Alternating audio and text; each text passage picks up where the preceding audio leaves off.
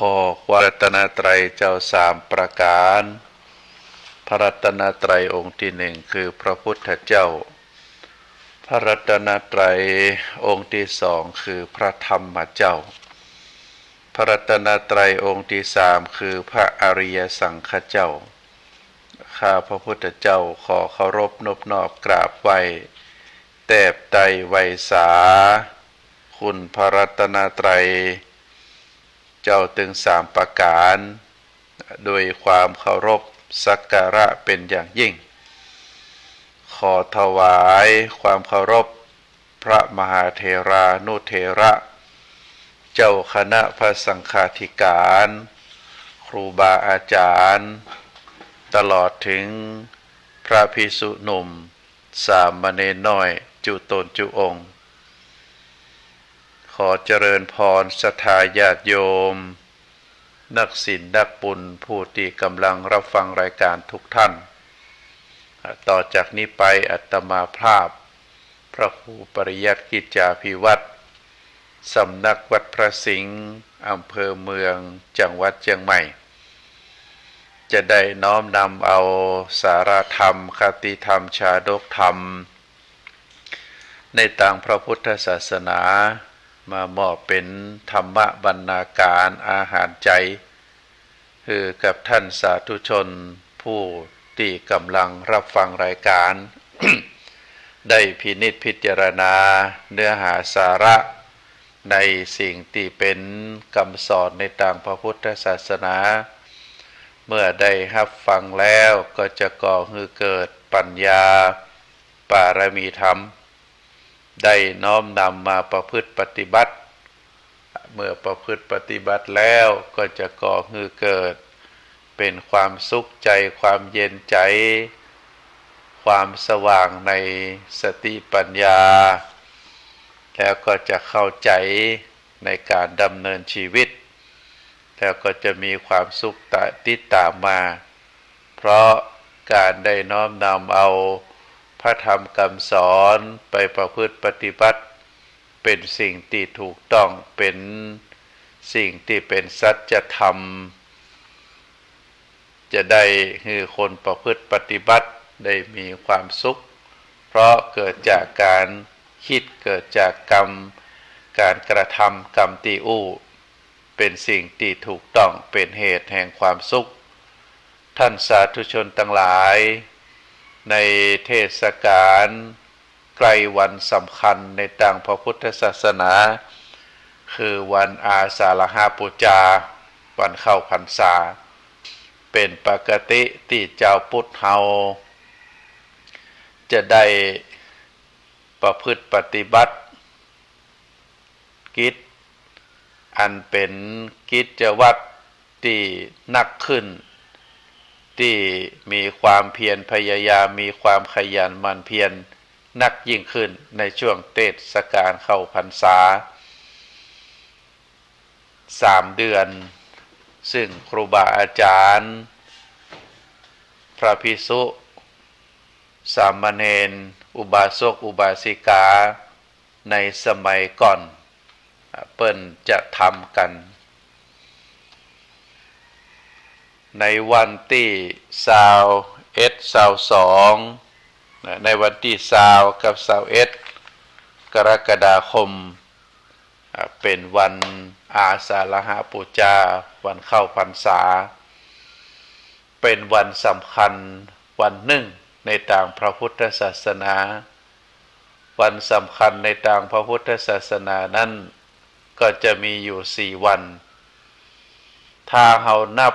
ตามปฏิทินสุริยคติในรอบปีหนึ่งก็จะมีวันสำคัญอยู่4 วันในเดือนกุมภาพันธ์ซึ่งถือว่าเป็นเดือนที่2ของปีเดือนกุมภาพันธ์ของทุกปีนั้นก็จะเป็นวันมาฆบูชาในเดือนพฤษภาหรือมิถุนายนก็จะเป็นวันวิสาขบูชา แล้วก็จะมาในเดือนประมาณเดือนกรกฎาคม ก็จะเป็นวันอาสาฬหบูชาวันเข้าพรรษาในวันเดือนกรกฎาคมหรือวันเพ็ญเดือน3วันเพ็ญเดือน3ก็จะเป็นวันมาฆบูชาวันมาฆบูชานี้เราถือว่าเป็นวันพระธรรมวันวิสาขบูชาวันเพ็ญเดือน6เราก็ถือว่าเป็นวันพระพุทธเจ้าเนื่องด้วยวันที่พระพุทธองค์ประสูติตรัสรู้และปรินิพพานแล้วก็วันเพ็ญวันแฮม8ค่ำเดือน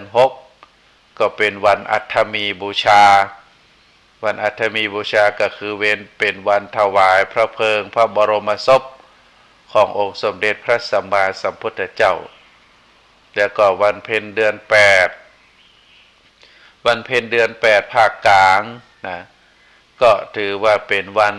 อาสาฬหบูชาวันเข้าพรรษาวันอาสาฬหบูชาวันเข้าพรรษานี้เราถือว่าเป็นวันพระสงฆ์เพราะเป็นวันที่พระสงฆ์รูปแรกเกิดขึ้นในพระพุทธศาสนาอุบัติเกิดขึ้นในโลกก็คือพระอัญญาโกณฑัญญะหลังจากที่ได้ฟังพระธรรมเทศนาธรรมจักรปวัตนสูตรพระธรรมเทศนากันแรกแล้วก็ในวันแรม1 ค่ำเดือน8ก็จะเป็นวันเข้าพรรษาอันนี้คือวันสำคัญในทางพระพุทธศาสนาวันที่จะเกิดขึ้นก็คือที่จะเกิดขึ้นต่อไปในเดือนในวันที่21 กรกฎาคมนี้ก็เป็นวันอาสาฬหบูชาวันเข้าพรรษาเพราะฉะนั้นศรัทธาญาติโยมทั้งหลายวันอาสาฬหบูชาเป็นวันที่พระพุทธองค์ได้ทรงแสดงธรรมจักรปวัตนสูตรซึ่งถือว่าเป็นเหตุการณ์สำคัญวันหนึ่งในทางพระพุทธศาสนาของเราท่านสาธุชนทั้งหลายในประวัติขององค์สมเด็จพระสัมมาสัมพุทธเจ้าหลังจากที่พระพุทธองค์ได้ตรัสรู้อนุตตรสัมมาสัมโพธิญาณแล้วก็ได้เสวยวิมุตติสุข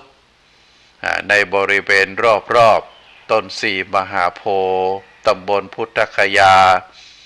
เป็นเวลา7 สัปดาห์49 วันหลังจากนั้นแล้วพระพุทธองค์ได้เกิดพระปริวิตกแห่งจิตว่าธรรมะที่พระพุทธองค์ได้ทรงบรรลุแล้วนี้เป็นธรรมะที่สุขุมลึกซึ้งเข้าใจยากหูตามได้ยากเพราะเป็นธรรมะที่สงบประณีตละเอียดเป็นวิสัยของบัณฑิตเท่านั้นที่จะพึงหูแจ้งแต่ถ้าเราจะแสดงธรรมสัตวโลกเหล่าอื่นก็จะบ่พึงได้หูทั่วถึงธรรมะของเราข้อนั้นก็จะเป็นความเหน็ดเหนื่อยเปล่าเกิดขึ้นแก่เราเป็นความยากเป็นความลำบากแก่เราอันนี้เป็นพระปริวิตกขององค์สมเด็จพระสัมมาสัมพุทธเจ้าได้ปรารภว่าธรรมะที่พระพุทธองค์นั้นได้ตรัสรู้เป็นของละเอียดเป็นของหูยากเป็นธรรมะที่สงบประณีตละเอียดจะเป็นธรรมะที่จะเข้าถึงวิสัยของบัณฑิตที่จะหูแจ้งได้ทีนี้ถ้าอูถึงสัตว์เหล่าอื่น ที่มีวิสัยหรือแต่ที่มีนิสัยหยาบนิสัยที่ละเอียดประณีตมีจิตใจฟุ้งซ่านเป็นจิตใจที่บ่สงบการแสดงธรรมของเฮาก็จะเป็นความเหน็ดเหนื่อยเสียเปล่านะเพราะการที่จะแสดงธรรมแล้ว คนทั้งหลายบ่ฮู้เข้าถึงบ่ได้ก็ทำให้เกิดความลำบากแก่เฮาในฐานะที่เป็นคนได้แสดงธรรมองค์สมเด็จพระสัมมาสัมพุทธเจ้าเมื่อพิจารณาอย่างนี้แล้วก็มีพระทัยที่น้อมไปเพื่อที่จะเรียกว่าเป็นความขวนขวายน้อยเป็นจิตใจที่บัน้อมไปเพื่อแสดงธรรมความตรึกอันนี้พระพุทธองค์ซึ่งก็เคยเกิดกับพระพุทธเจ้าทุกพระองค์เหมือนเดียวกันคือเกรงว่าการแสดงธรรมของพระองค์นั้นเป็นการแสดงธรรมที่สูญเปล่า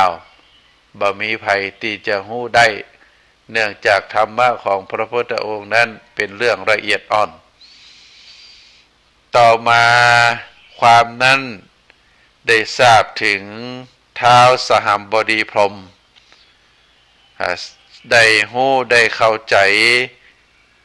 ความปริวิตกแห่งจิต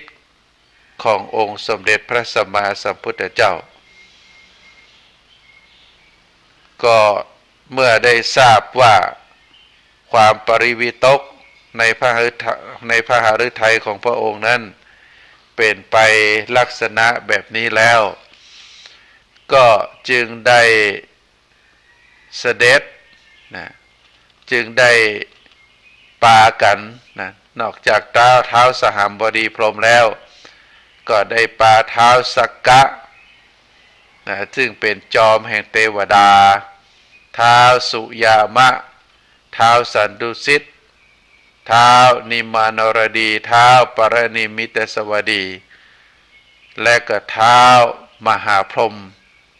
ในหมื่นจักรวาลได้เข้ามาเฝ้าณพระพักตร์ขององค์สมเด็จพระสัมมาสัมพุทธเจ้า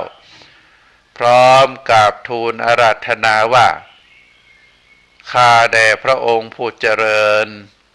ขอพระองค์ได้โปรดแสดงธรรมขอได้โปรดแสดงธรรมขอได้เปิดประตูแห่งอมตะธรรมนี้เพราะสัตว์ทั้งหลายมีหลายจำพวกบางพวกก็มีทุรีในจักษุน้อยเมื่อบ่ได้ฟังธรรมก็ย่อมเสื่อมผู้รู้ถึงธรรมก็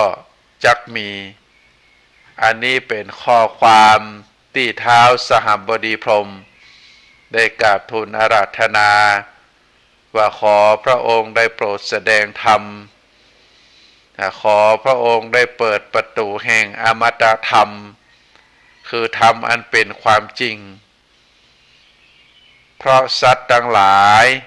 หมายถึงสัตวโลกมีหลายจำพวกบางพวกก็มีกิเลสน้อยบางพวกก็มีกิเลสนักพวกที่มีกิเลสน้อยก็มีอยู่เมื่อบ่ได้ฟังธรรมแล้วความที่กิเลสนั้นมีจำนวนน้อยนั้นก็จะเสื่อมไปก็จะเพิ่มพอกพูนเป็นคนที่มีกิเลสนักแล้วก็เมื่อคนที่มีกิเลสน้อยได้ฟังธรรมของพระพุทธองค์แล้วก็จะได้รู้ทั่วถึงธรรมผู้ที่มีความรู้ทั่วถึงธรรมก็จะได้เพิ่มพูนนักยิ่งขึ้นเพราะได้ฟังธรรมจากพระพุทธองค์เมื่อพระพุทธองค์ได้ทรงทราบกรรมอาราธนาของท้าวสหัมบดีพรหมแล้วก็ทรงอาศัยความกรุณาในหมู่สัตว์จึงได้ทรงตรวจดูสัตวโลกด้วยพุทธจักษุก็ได้หันสัตวโลกมีหลายจำพวกบางจำพวกก็มีกิเลสน้อยบางจำพวกก็มีกิเลสนักบางจำพวก ก็มีอินทรีย์แก่กล้าบางจำพวกก็มีอินทรีย์อ่อนบางจำพวกก็สอนง่ายบางจำพวกก็สอนยากบางพวกก็มีปกติหันปรโลกและก็โทษโดยความเป็นภัยอยู่ก็หมายถึงว่าหันการจะไปเกิดสู่ปรโลกอื่นเป็นพิษเป็นภัยบางพวกก็จะหันเป็นลักษณะแบบนี้ ก็คือมีความคิดที่จะบ่ต้องเกิดมาแหมบ่ต้องไปสู่ปรโลกซึ่งในพระหัตถ์ไทยของพระพุทธองค์ได้หันนิสัยของสัตวโลกหมู่อื่นๆเปรียบเหมือนกับดอกบัวดอกบัวบางดอกก็เกิดขึ้นในน้ำเจริญแล้วก็งอกงามบางหมู่บางพวกก็ยังจะจมอยู่ใต้น้ำก็เหมือนกับคนเฮาต่างหลายซึ่งดอกบัวนั้นเป็นเรียกว่าเป็นลูกคชาติที่เกิดขึ้นในน้ำเมื่อถึงคราววันที่จะต้องเบ่งบานก็ได้ขึ้นไปตามลำดับบางพวกก็พร้อมที่จะบานในวันรุ่งขึ้นบางพวกก็ต้องพร้อมที่จะบานในวันต่อไปอาศัย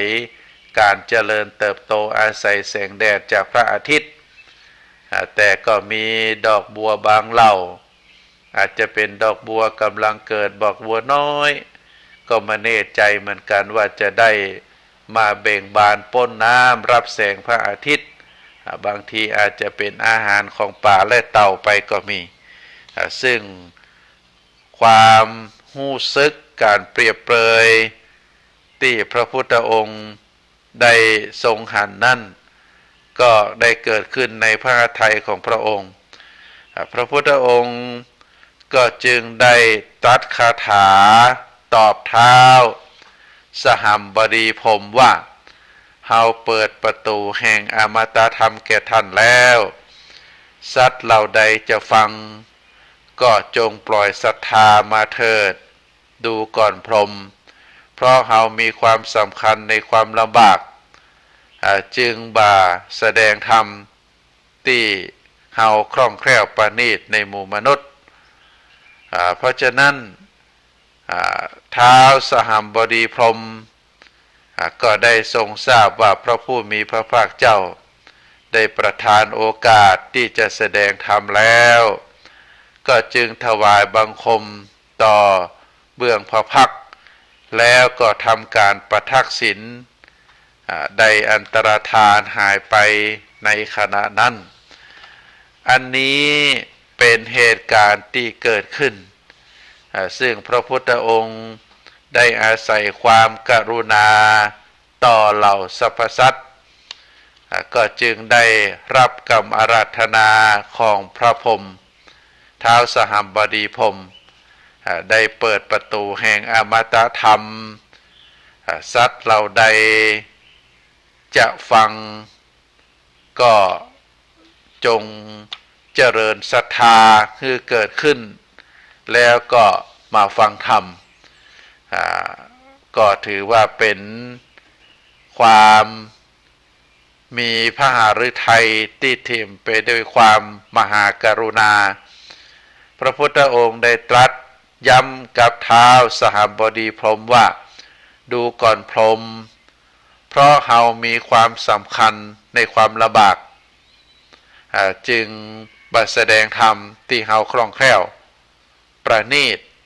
ในหมู่มนุษย์ก็ตอนนี้ก็ได้เปิดแล้วที่จะแสดงธรรมตามกรรมอาราธนานิมนต์ของท่านในการที่องค์สมเด็จพระสัมมาสัมพุทธเจ้าได้ฮือคำปฏิญญาต่อท้าวสหัมบดีพรหมนั้นแล้วก็มีพระดำริต่อไปว่าเฮาควรจะแสดงธรรมกันแรกโปรดภัยก่อน ก็ยังพระดำริเกิดขึ้นว่าอาลาลดาบทซึ่งเป็นครูสอนที่ได้อาศัยไปศึกษาห้ามเฮียนในเบื้องต้นได้กล่าวว่าอาลาลดาบทเป็นบัณฑิตจะหู้ธรรมที่พระพุทธองค์ได้แสดงโดยเร็วพันก็จึงได้ตรวจดูก็ทราบว่าอาลาลดาบทนั้นได้เสียชีวิตไปแล้ว7 วันต่อมาก็ได้ลำลึกนึกถึงอุทกดาบทก็ได้ทราบว่าอุทกดาบทนั้นได้ถึงแก่กรรมไปเมื่อเย็นวันวานต่อจากนั้นพระพุทธองค์ก็ได้ปรารภถึงคนใกล้ชิดที่หูจักก็คือปัญจวัคคีย์คิดว่าปัญจวัคคีย์เป็นผู้ที่มีอุปการะต่อพระพุทธองค์แล้วก็ได้ลำพึงว่าบัดนี้ปัญจวัคคีย์ได้ไปอยู่ที่ไหนเมื่อทราบว่าปัญจวัคคีย์นั้นได้พากันไปบำเพ็ญธรรมอยู่ที่ป่าอิสิปตนมฤคทายวันแขวงเมืองพาราณสีก็ได้ดำริว่าพระพุทธองค์นั้นก็จะได้เสด็จไปที่ยังป่าอิสิปตนมฤคทายวันแสดงพระธรรมโปรดปัญจวัคคีย์ก็ได้เสด็จบิณฑบาตประทับอยู่ใกล้ต้นโพอยู่หั่นประมาณ2-3 วันแล้วก็ในวันแรม14 ค่ำในวันแรม14 ค่ำซึ่งเป็นวันใกล้จะถึงวันเพ็ญเดือน8พระพุทธองค์ก็ได้เสด็จไปถึงป่าอิสิปตนมฤคทายวันเป็นวันแรมเป็นวันขึ้น14 ค่ำเมื่อพระพุทธองค์ได้ปะกับปัญจวัคคีย์แล้วก็ได้แสดงธรรมจักรปวัตตนสูตรโดยได้ตรัสแก่ปัญจวัคคีย์ว่าเฮาได้บรรลุอมตะธรรมแล้วเฮาจะสั่งสอนจะแสดงธรรมพวกเธอปฏิบัติตามที่เฮาสั่งสอนแล้วบัจจาก็จะได้หู้จะได้เข้าใจจะได้หู้แจ้งซึ่งคุณอันยอดเยี่ยมอันเป็นที่สุดแห่งพรหมจรรย์ที่กุลบุตรทั้งหลายผู้ออกจากเฮือนบวชเป็นบรรพชิตต้องการด้วยปัญญาอันยิ่งด้วยตนเองในปัจจุบันเมื่อพระพุทธเจ้าได้ตรัสอย่างนี้แล้วปัญจวัคคีย์อันดับแรกก็ทูลค้านว่าท่านได้เลิกบำเพ็ญทุกขกิริยาบ่ได้บรรลุธรรมแล้วกลับมาบำเพ็ญตามปกติได้ฉันได้บริโภคแล้วจะได้หู้จะได้ตรัสรู้ธรรมได้จะได้พระพุทธองค์ตรัสว่าดูก่อนปัญจวัคคีย์ตถาคตบ่ได้เป็นคนมากๆบ่ได้เป็นคนคลายความเพียรบ่ได้เวียนมาเพื่อความเป็นคนมากๆตถาคตเป็นพระอรหันต์ตรัสรู้เองโดยชอบพวกเธอจงตั้งใจฟังเฮาได้บรรลุอมตะธรรมเฮาจะได้สั่งสอนจะได้แสดงธรรมแก่พวกเธอก็ถือว่าได้แจ้งได้บอกได้กล่าวคือปัญจวัคคีย์ถึง3 ครั้งแล้วก็ในครั้งสุดท้ายปัญจวัคคีย์ทั้งหลายก็สังเกตก็ได้หวนรำลึกว่าพระพุทธองค์บ่เคยกล่าวอย่างนี้บ่เคย แสดงให้รู้ว่ากรรมทั้งหลายที่พระพุทธองค์ได้กล่าวออกมานั่นพวกเขาทั้งหลายก็บ่เคยฟังก็เลยยอมที่จะได้สดับรับฟังพระธรรมจากพระโอษฐ์ขององค์สมเด็จพระสัมมาสัมพุทธเจ้าในวันนั้นพระพุทธองค์ได้แสดงธรรมจักรปวัตตนสูตรแก่ปัญจวัคคีย์ซึ่งเป็นวันเพ็ญเดือน8เป็นอาสาฬหะเลิกเรียกว่าเป็นอาสาฬหะปูจาโดยที่พระพุทธองค์ได้เริ่มแสดงแก่ปัญจวัคคีย์ในส่วนของธรรมจักรปวัตตนสูตรพระพุทธองค์ได้กล่าวว่าสิ่งสองสิ่งที่บรรพชิตบ่ควรประพฤติบ่ควรปฏิบัติบ่ควรจะเสพก็คือการประกอบตนคือพัวพันด้วยกามสุขในการทั้งหลายอันเป็นเรื่องของเจ้าบ้านเป็นเรื่องของปุถุชนบ่ใช่เป็นเรื่องของพระอริยะบ่ประกอบด้วยประโยชน์ก็คือการพัวพันด้วยกามคุณทั้งหลายนะแล้วก็แห่งประการหนึ่งที่บรรพชิตบ่ควรเสพบ่ควรกระทำก็คือการประกอบความเหน็ดความเหนื่อยแก่ตัวเก่าเป็นความยากเป็นความลำบากก็คือการทรมานตัวเองบ่ใช่แนวทางของพระอริยะบ่ใช่แนวทางที่จะเป็นประโยชนะต่อตัวเองสิ่งสองสิ่งนี้บรรพชิตบ่ควรจะเสพอันนี้เป็นธรรมะในเบื้องต้นของธรรมจักรปวัตตนสูตรที่พระพุทธองค์ทรงแสดงแก่ปัญจวัคคีย์ทั้งห้าในวันอาสาฬหปูจาท่านสาธุชนทั้งหลายอาตมาได้อัญเชิญพระธรรมเทศนากันแรกที่ชื่อว่าธรรมจักรปวัตตนสูตรเป็นพระปฐมเทศนาที่องค์สมเด็จพระสัมมาสัมพุทธเจ้าได้ตรัสแก่ปัญจวัคคีย์ทั้งห้า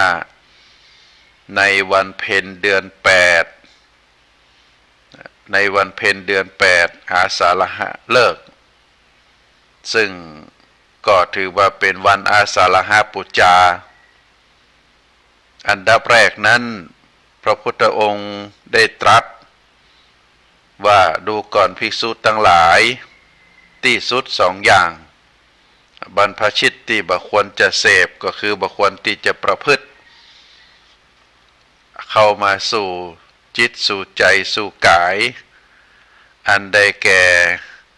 การนำตัวนำตนไปพัวพันอยู่กับกามสุขทั้งหลายซึ่งเป็นเรื่องของเจ้าบ้านพระอริยะนั้นบ่ใช่เป็นสิ่งที่มีประโยชนะ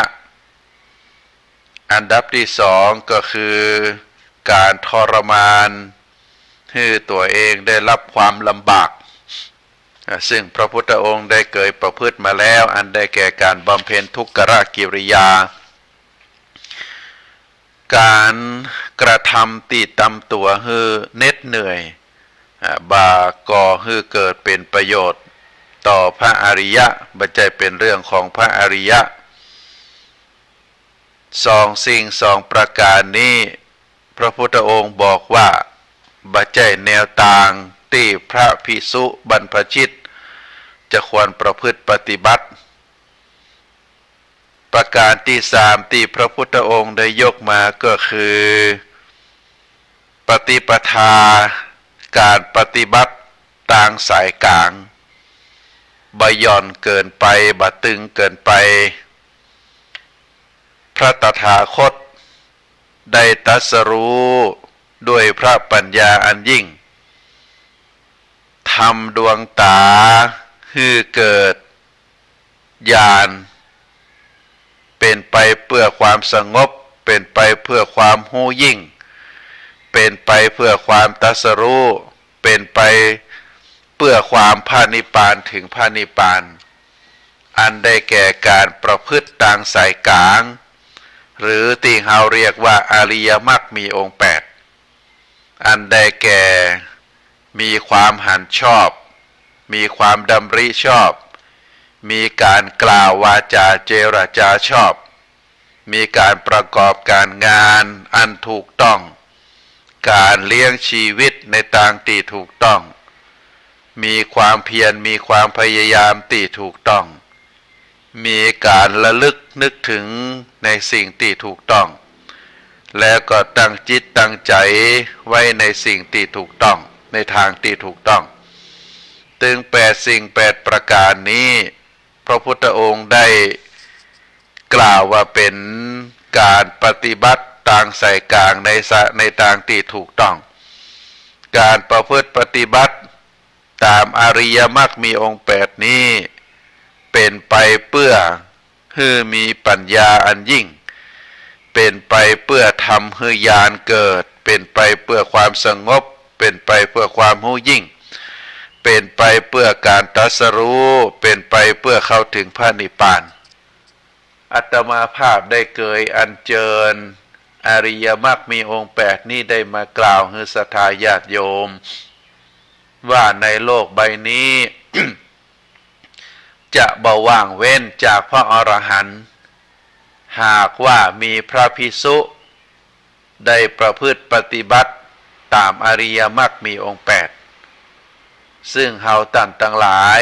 ก็ได้หันครูบาอาจารย์ได้น้อมประพฤติปฏิบัติ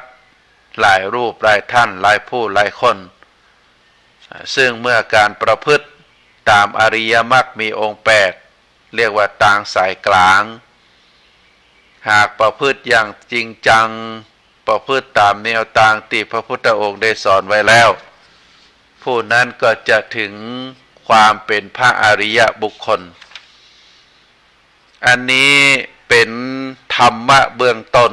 ในธรรมจักรปวัตตนสูตรพระสูตรกันแรกหรือเรียกว่าปฐมเทศนา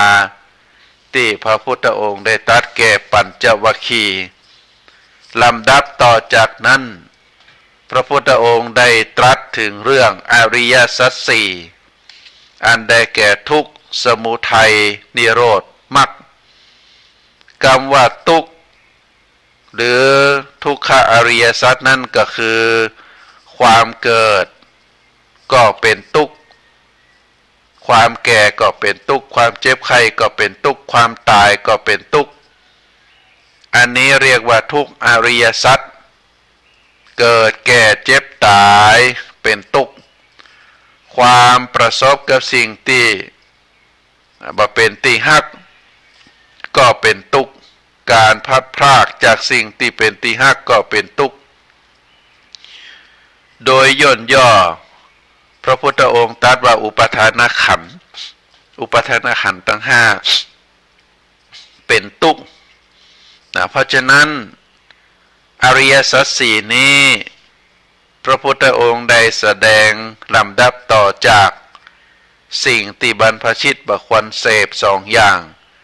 สิ่งที่บรรพชิตควรประพฤติปฏิบัติคืออริยมรรคมีองค์4เฮาจะหันว่าอันดับที่2เรื่องอริยสัจสี่นี้พระพุทธองค์ได้ทรงยกถึง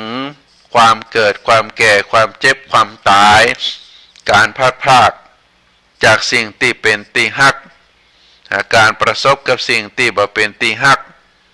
ก็ถือว่าเป็นความทุกข์อันดับต่อมาพระพุทธองค์ได้กล่าวถึงเหตุแห่งความเกิดทุกข์เราเรียกว่าสมุทัยหรือทุกขสมุทัยพระพุทธองค์ได้ตรัสบอกว่าสิ่งที่ก่อให้เกิดความทุกข์นั้นอันได้แก่ตัณหาทำให้เกิดประกอบไปด้วยความกำหนัดประกอบไปด้วยอำนาจของการเพลิดเพลินมีความเพลิดเพลินในอารมณ์ต่างๆกามตัณหาภวตัณหาวิภวตัณหากามตัณหาก็คือความอยากความเพลิดเพลินในกามคุณ อันได้แก่รูปเสียงกลิ่นรสโผฏฐัพพะอันที่สองภวตัณหาก็คือความอยากมีอยากเป็นวิภวตัณหาก็คือความบ่อยากมีความบ่อยากเป็นถึงสามสิ่งสามประการก็คือตัณหาสามนี้เป็นบ่อเกิดเป็นต้นเหตุแห่งความทุกข์ประการต่อมาพระพุทธองค์ได้ตรัสเรื่องนิโรธนิโรธก็คือเมื่อเฮาได้ดับตัณหาสามอย่างก็คือกามตัณหาภวตัณหาวิภวตัณหาแล้วเฮาจะบ่มีความทุกข์เรียกว่าเป็นการดับความทุกข์เป็นการดับความทุกข์ทุกขานิโรธเมื่อมีความทุกข์เหตุเกิดแห่งความทุกข์การดับความทุกข์แล้วก็ได้กล่าวอันดับที่สี่ก็คือวิธีที่จะดับความทุกข์เขาเรียกว่าเป็นอริยมรรคอริยมรรคมีองค์แปดตามที่ได้กล่าวมาตะกี้ก็คือความหันความดำริการเจรจาการงานการเลี้ยงชีพความภาคเพียรพยายามความลำลึกนึกถึงแล้วก็ตั้งจิตไว้ในทางที่ดีในทางที่งามอันนี้เรียกว่าเป็นอริยมรรคมีองค์แปดเพราะฉะนั้นท่านสาธุชนทั้งหลายในตอนที่สองพระพุทธองค์ได้ตรัสอริยสัจสี่ซึ่งถือว่าเป็นหัวใจของพระธรรมเทศนาหัวใจของความเป็นของตีเตียงแท้แน่นอนก็คือทุกข์สมุทัยนิโรธมรรคแล้วก็ประการต่อมาเมื่อพระพุทธองค์ได้ตรัสอริยสัจสี่ครบทุกสิ่งทุกประการแล้วก็ปรากฏว่า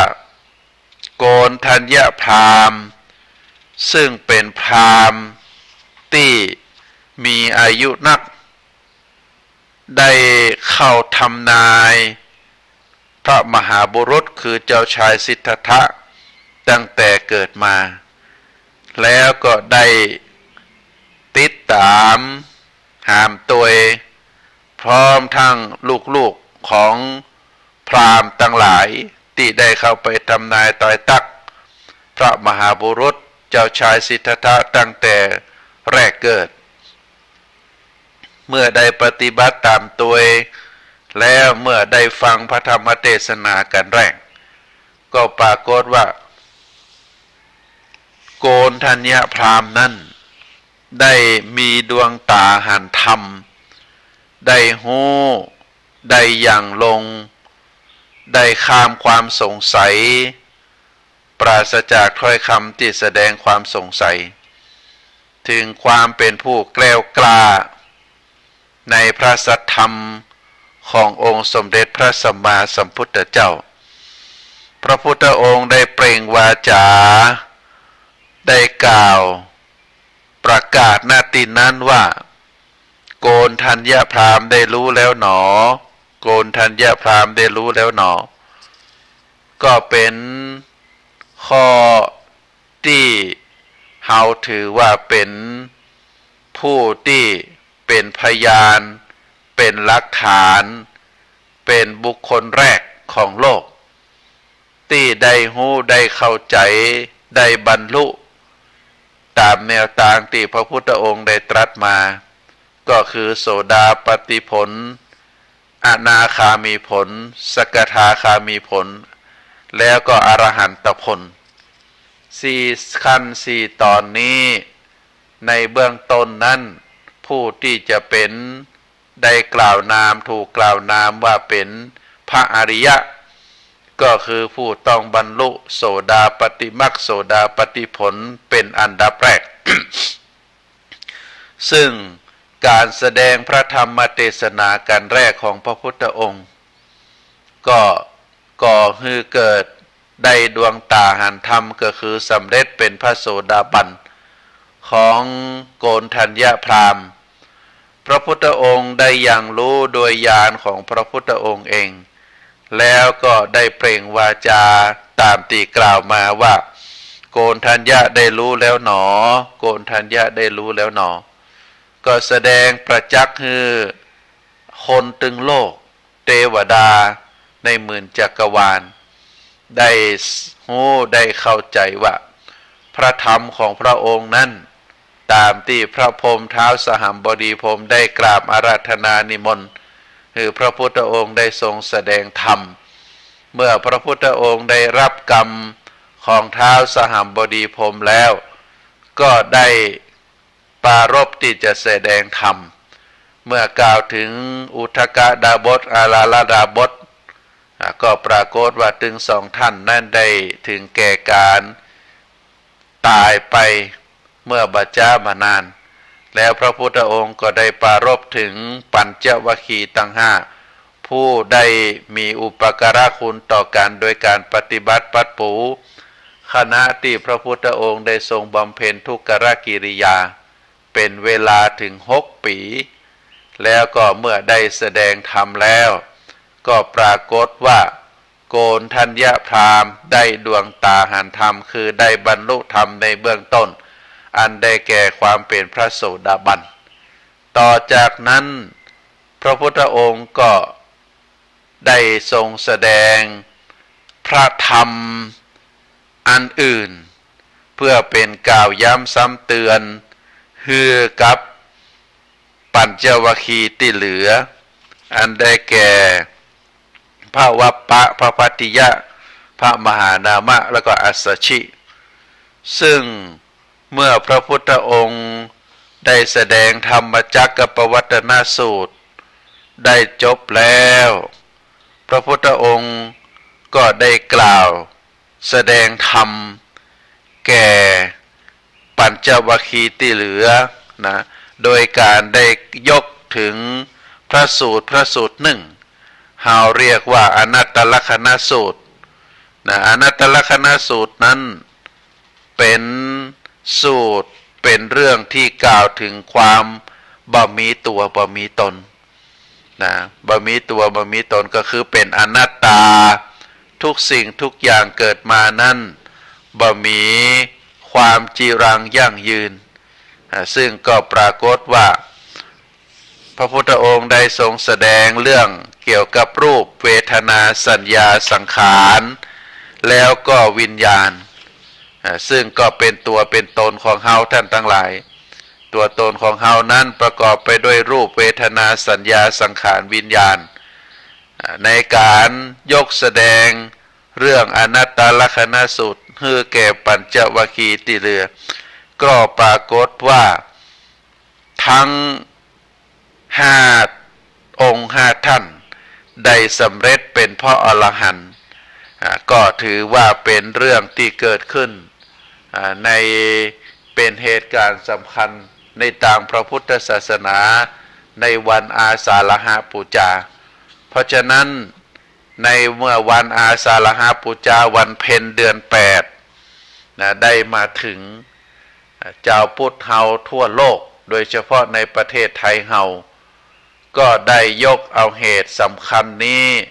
ได้มาปรารภประกอบกิจกรรมอันเป็นการยกย่องเชิดชูพระพุทธศาสนาของเฮาคือคนทั้งโลกได้ประจักษ์ได้หันว่าวันสำคัญในทางพระพุทธศาสนาก็คือวันอาสาฬหบูชาและต่อจากนั้นแห่งวันหนึ่งก็คือวันแรม1 ค่ำก็จะเป็นวันเข้าพรรษาศรัทธาญาติโยมท่านสาธุชนทั้งหลายเฮาในฐานะที่เป็นเจ้าพุทธเมื่อวันอาสาฬหบูชาเฮาก็จะได้ประพฤติปฏิบัติในภารกิจหรือในกิจกรรมที่เฮาจะทำเป็นกรณีพิเศษนอกจากที่เฮาเคยประพฤติปฏิบัติมาหลายผู้หลายคนก็ได้ทำบุญตักบาตรได้ไหว้พระสวดมนต์ได้ไปเรียกว่าได้ไปฟังพระธรรมเทศนา ที่วัดป่าอารามต่างๆที่มีกิจกรรมนอกจากนั้นก็ได้ปฏิบัติธรรมก็คือการเจริญจิตภาวนาการรักษาศีลรักษาจิตรักษาใจให้มีความเจริญงอกงามต่อจากนั้นแล้วท่านทั้งหลายก็จะได้ประกอบพิธีเวียนเทียนการประกอบพิธีเวียนเทียนเวียนประทักษิณเวียนขวาก็เป็นการแสดงให้หันถึงความพร้อมความพร้อมในการที่จะประกอบคุณงามความดีน้อมรำลึกถึงพระคุณขององค์สมเด็จพระสัมมาสัมพุทธเจ้าในวันเพ็ญ ในวันเพ็ญเดือน8 ที่พระพุทธองค์ได้ทรงแสดงธรรมจักรปวัตนสูตรให้ปรากฏก็ถือโอกาสอันเป็นมงคลได้เชิญชวนศรัทธาญาติโยมในเทศกาลสัปดาห์ส่งเสริมพระพุทธศาสนาเนื่องในวันอาสาฬหบูชาก็ขอเชิญชวนศรัทธาญาติโยมก่อนหน้านั้นก็คือวันที่15วันที่15กรกฎาคมเป็นวันจันทร์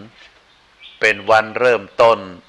ประชาสัมพันธ์ประกาศให้สัปดาห์ส่งเสริมพระพุทธศาสนาเนื่องในวันอาสาฬหบูชาในวันดังกล่าวคือวันที่15วันจันทร์นั้นเราจะมีการเดินขบวนประชาสัมพันธ์จากอนุสาวรีย์สามกษัตริย์มาที่วัดพระสิงห์การประชาสัมพันธ์ในเทศกาลวันสำคัญในทางพระพุทธศาสนานั้นก็ประกอบไปโดยคณะสงฆ์จังหวัดเชียงใหม่โดยส่วนราชการจังหวัดเชียงใหม่ก็มีสำนักพุทธแล้วก็สำนักวัฒนธรรมตลอดถึงสถาบันการศึกษาศรัทธาประชาชนทั่วไปจะได้ร่วมกันแสดงพลังของเจ้าพุทธได้เดินขบวนประชาสัมพันธ์เนื่องในเทศกาลสัปดาห์ส่งเสริมพระพุทธศาสนาวันอาสาฬหบูชาจากอนุสาวรีย์สามกษัตริย์มาที่วัดพระสิงห์ก็ขอน้อมเจริญพรศรัทธาญาติโยมทุกท่าน ใครมีเวลาก็ขอเชิญชวนได้ขบวนนั้นจะเคลื่อนในเวลา8 โมง จะเคลื่อนขบวนในเวลาประมาณ8 โมงเป็นต้นไปศรัทธาญาติโยมท่านใดว่างที่อยู่ไกลๆบักไกหรือจะอยู่ไกลก็แล้วแต่หากมีเจตนาที่จะร่วมประกาศให้คนทั้งหลายได้ฮู้เทศกาลสำคัญเฮาก็จะได้เข้าใจว่าหากว่าพระพุทธองค์ตรัสรู้ธรรมแล้วพระพุทธองค์บ่ได้แสดงธรรมพระบวรพระพุทธศาสนาก็บ่จะเจริญรุ่งเรืองมาจนถึงปัจจุบันแต่โดยพระมหากรุณาคุณ ขององค์สมเด็จพระสัมมาสัมพุทธเจ้าได้ประกาศพระธรรมคำสอนโดยเฉพาะพระปฐมเทศนากันแรกซึ่งมีความสำคัญเป็นอย่างยิ่งก็คือเกิดพยานหลักฐานตรงที่ว่าพระพุทธองค์นั้นเป็นพระพุทธเจ้าอย่างแท้จริงประการที่2พระธรรมเทศนาที่พระพุทธองค์ทรงนำมาแสดงนั้นเป็นอริยสัจเป็นความจริงอันประเสริฐประการที่3เมื่อพระพุทธองค์ได้ทรงแสดงแล้วก็มีบุคคลเป็นพยานหลักฐานว่าพระธรรมคำสอนแนวทางปฏิบัติที่พระพุทธองค์ทรงแสดงนั้นสามารถที่จะรู้สามารถที่จะเข้าใจได้แล้วก็ได้เป็นพยานหลักฐานได้ประพฤติปฏิบัติได้สำเร็จเป็นพระอรหันต์จากพระธรรมคำสอนของพระพุทธองค์แล้วก็ตราบมาจนถึงปัจจุบันนี้โดยเฉพาะพระพุทธองค์ได้ตรัสไว้ในพระไตรปิฎกบอกว่าตราบใด ที่ยังมีการประพฤติปฏิบัติตามอริยมรรคมีองค์8อันได้แก่แนวทางปฏิบัติข้อที่3นะก็คือการละเว้นจากสิ่งที่บ่ควรประพฤติปฏิบัติ2ต่างก็คือการทรมานตัวเองและก็การมกมุ่นอยู่ในกามพระพุทธองค์ได้ปรารภได้ตรัสได้บอกแนวทางในการประพฤติปฏิบัติข้อที่3ก็คืออริยมรรคมีองค์8แล้วพระพุทธองค์ก็ได้ตรัสสำทับในเรื่องของอริยสัจสี่ความจริงอันประเสริฐก็คือได้แก่ทุกข์สมุทัยนิโรธมรรคมรรคข้อที่4นี้ก็คืออริยมรรคมีองค์8อันได้แก่การประพฤติปฏิบัติตามแนวทางของความเป็นพระอรหันต์นั่นเองเพราะฉะนั้นวันสำคัญมาถึงก็ขอเชิญชวนศรัทธาญาติโยมได้มาร่วมกันประพฤติปฏิบัติโดยเฉพาะในวันที่15นะวันจันทร์ที่15เราจะมีการเดินขบวนประชาสัมพันธ์วันสำคัญในทางพระพุทธศาสนาจากอนุสาวรีย์สามกษัตริย์มาที่วัดพระสิงห์เพราะฉะนั้นก็ขอน้อมเจริญพรศรัทธาญาติโยมที่มีเวลาได้ร่วมกันอาตมาภาพก็ขอได้อัญเชิญพระธรรมคำสอนมามาเอ่ยในวันนี้ก็หันว่าพอสมควรแก่เวลาก็ขอนำรายการจากท่านสาธุชนไปก่อนไว้ในโอกาสหน้าในวันต่อไปเราก็จะได้มาพบกันแฮมขอเจริญพร